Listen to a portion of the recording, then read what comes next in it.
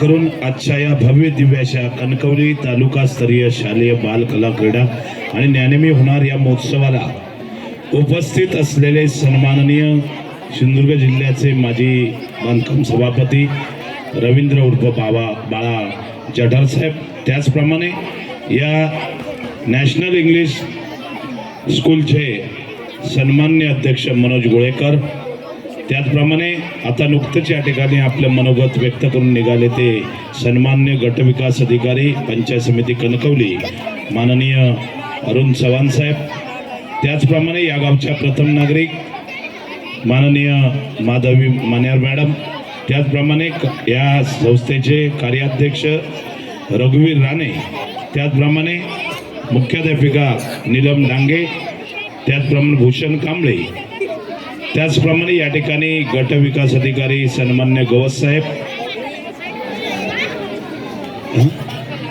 गट शिक्षण अधिकारी गवस साहेब, त्याचप्रमाणे सर्व शिक्षक संघटना प्रतिनिधी, मुख्याध्यापक, केंद्र प्रमुख, शिक्षक वृंद आणि माझे बालमित्र हो.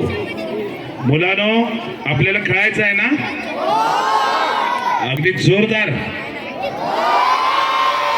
आपल्याला जेवायचं आहे ना? शाबास. ठीक आहे. आज या बाल कला क्रीडा स्पर्धेच्या निमित्ताने या ठिकाणी तालुकास्तरीय भव्य दिव्य असं आयोजन या इंग्लिश स्कूलच्या भव्य पटांगणावर करण्यात आलेलं आहे. खरोखरच मला कणकवली तालुक्याचं कौतुक करावंसं वाटतं आणि विशेषतः या विभागाचं कौतुक करावंसं वाटतं, कारण अनेक स्पर्धा या विभागामध्ये कासार्डे खारेपाटण विभागामध्येच तालुकास्तरीय अनेक वर्ष होत आहेत. कारण हा कार्यक्रम आयोजित करणं, ही स्पर्धा आयोजित करणं म्हणजे सामान्य गोष्ट नाही आहे.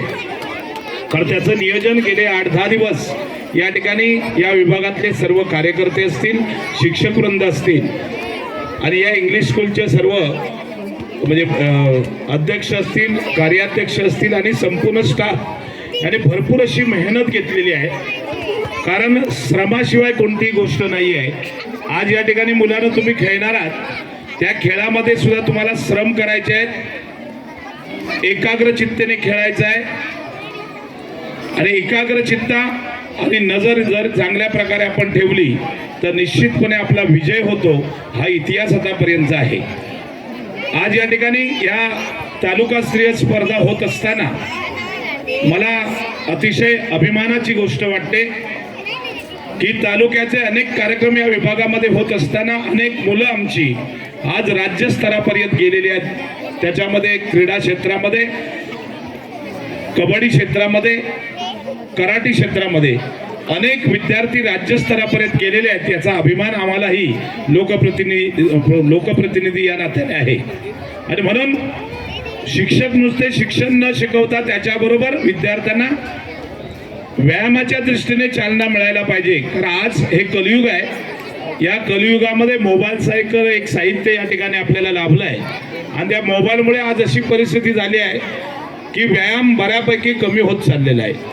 दिवसांदिवस प्रत्येक मुलं मोबाईलमध्ये अडकलेली आहेत. याचा अर्थ मी तेजस जमदावडे यांच्या दुकानावर परिणाम करत नाही आहे. फक्त एवढंच सांगतो की मोबाईल जरूर वापरावा, पण त्याला कुठेतरी मर्यादा ठेवा, एवढीच माझी विनंती आहे. कारण काय काय मुलं एवढी म्हणजे त्याच्यामध्ये इन्व्हॉल्व होत आहेत की त्यांना म्हणजे स्वतःचे आई वडील कामावरून किंवा शाळेतून शिक्षक असतील आणि शाळेतून घरी आले तर त्यांना पाण्याचा तांब्या सुद्धा देण्याची कुवत आज मुलांमध्ये राहिलेली नाही. ही शोकांतिका आहे. कारण आपण सगळे म्हणतो की छत्रपती शिवाजी महाराज यांनी 450 वर्ष झाली तरी आज छत्रपतींचं आपण नाव घेतो. याचं कारण का? तर त्याने केलेलं कर्तव्य. मनुष्य किती वर्ष जगला याच्यापेक्षा जगलेल्या आयुष्यामध्ये काय केलं ह्याला खूप महत्व असतं. बरोबर ना? छत्रपती शिवाजी महाराजांना 50 वर्षाचं आयुष्य लाभलं, 1630 ते 1680. पण 50 वर्षामध्ये छत्रपती शिवाजी महाराजांनी जे करून ठेवलं आहे, आज बघा 450 वर्ष झाली तरी आपण प्रत्येक कार्यक्रमामध्ये छत्रपती शिवाजी महाराजांचं नाव घेतो.